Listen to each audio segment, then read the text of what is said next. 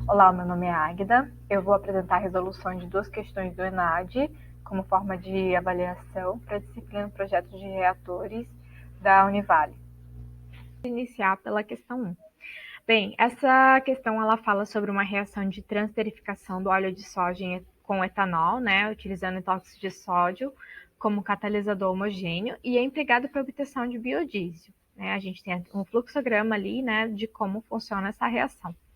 E aí o problema diz que em uma reação típica, ela é realizada em batelada, né, 80 graus de vegetação, e obtém-se 2 horas de reação, né, com conversões de 95% a 100%. Então, considerando essas informações, bem como aquelas fornecidas no texto, faz a pergunta, né, a configuração de planta industrial mais adequada para a produção de 24 metros cúbicos por dia de biodiesel, admitindo o rendimento de 100%, é aquela com reator do tipo, e aí as respostas, né? A do tipo A, B, C, D e E. E aí vamos analisar cada uma delas. Então, avaliando a letra A, ele fala que é tubular, encamisado com tempo de residência de 1 hora. Então, por essas definições, a gente tem um reator PFR, né, que é utilizado para operações contínuas, reações contínuas, né, muito utilizado também para reações em fase gasosa, e ele opera em grandes escalas. Então, a gente pode só concluir apenas pelo formato do reator, que não é a letra A, né, porque o problema ele diz que é um processo em batelada e o PFR não opera em batelada. Bem, a letra B, ela diz que é um tanque agitado, encamisado com capacidade de 2 metros cúbicos. Então, como não informa se é contínuo, agitado contínuo, então a gente pode definir como um reator do tipo batelado, que é um reator para pequenas escalas, né? Fabricação de produtos de alto valor agregado, processos difíceis de operações, não admite entrada nem saída de reagente do produto durante o processamento. Então, é um possível reator aplicado ali nesse processo. E aí, sem precisar fazer todo um balanço para volume e utilizando as equações para reações de batelada, o problema ele já diz que ele tem uma produção diária de 24 metros cúbicos por dia. Então, se a gente imaginar aplicar esse tempo aplicado em um dia, 24 horas, a gente consegue, fazendo uma regrinha simples, né, de 3, para ver quantas horas ele precisa para fazer essa reação, né? E multiplicando isso pela quantidade de metros cúbicos. Então, fazendo ali 2 horas, sendo que um dia tem 24 horas, isso é igual a 1 sobre 12 dias. E aí, multiplicando por 24 metros cúbicos, cortando ali as unidades, a gente tem 2 metros cúbicos. Então, a letra B, ela está correta. Um tanque agitado encamisado com capacidade de 2 metros cúbicos.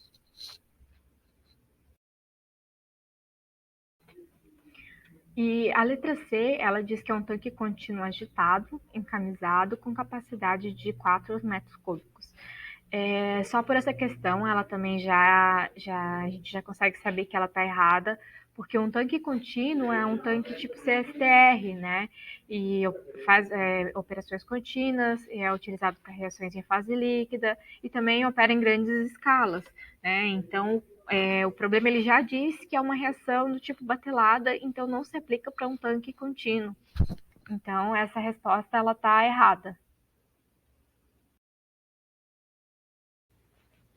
A letra D diz que é um reator de leito fixo, encamisado com capacidade de 4 metros cúbicos.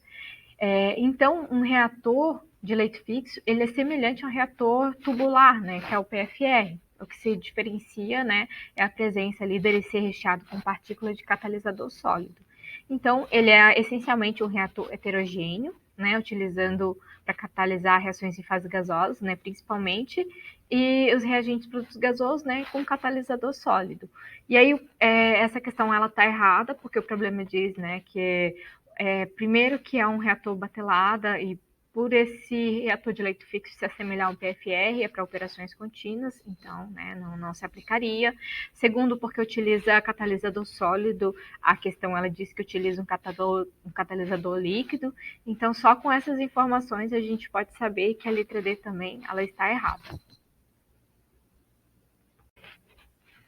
E para finalizar, então, a letra E, né, que é um tanque agitado encamisado com capacidade de 3 metros, essa resposta ela está errada porque ela é o mesmo, pode ser encontrada fazendo o mesmo cálculo que a letra B, né, tem as mesmas configurações, tanque agitado, encamisado, só que a capacidade ela não condiz com o tempo de reação, né, e nem com a quantidade em metros cúbicos que a gente já encontrou para a letra B. Então, por isso, essa questão ela está errada. Então, para essa primeira questão, é isso.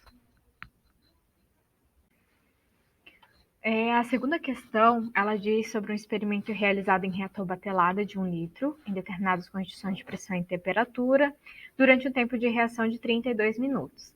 Então, esse reagente ele vai se transformar num produto P de maneira irreversível em uma reação de primeira ordem.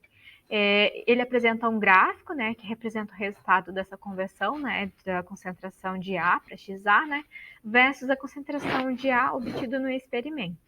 E ele ainda também diz que, com base nesses resultados apresentados, ele tem que, considerando ln de 5, aproximadamente 1,6. Então, para assinalar a questão que apresenta o valor correto da constante cinética para essa reação. Para solucionar essa questão, né, a gente vai fazer o próximo passo, que é um balanço para um reator batelado. Bem, então, para relembrar sobre como fazer a equação, como aplicar, encontrar os parâmetros cinéticos de K, a gente vai precisar fazer o balanço molar, né, para um reator batelado. Então, inicialmente, a gente sabe que a derivada, né, do número de mol no tempo é igual à velocidade, né, vezes V. Isso porque a gente vai considerar o volume constante. E aqui são as principais unidades dessa equação.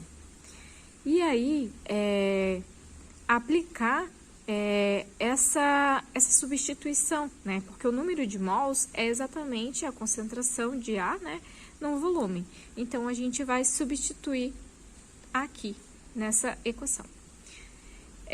Fazendo então, né, tirando esse volume e fazendo os principais cortes, a gente tem que a derivada, né, da concentração no tempo é igual à velocidade da reação. Então, o problema ele diz que é uma reação de primeira ordem. Então, a velocidade de uma reação de primeira ordem é igual à constante, né, mais a concentração. E aí, substituindo isso na nossa equação, tem-se esse formato.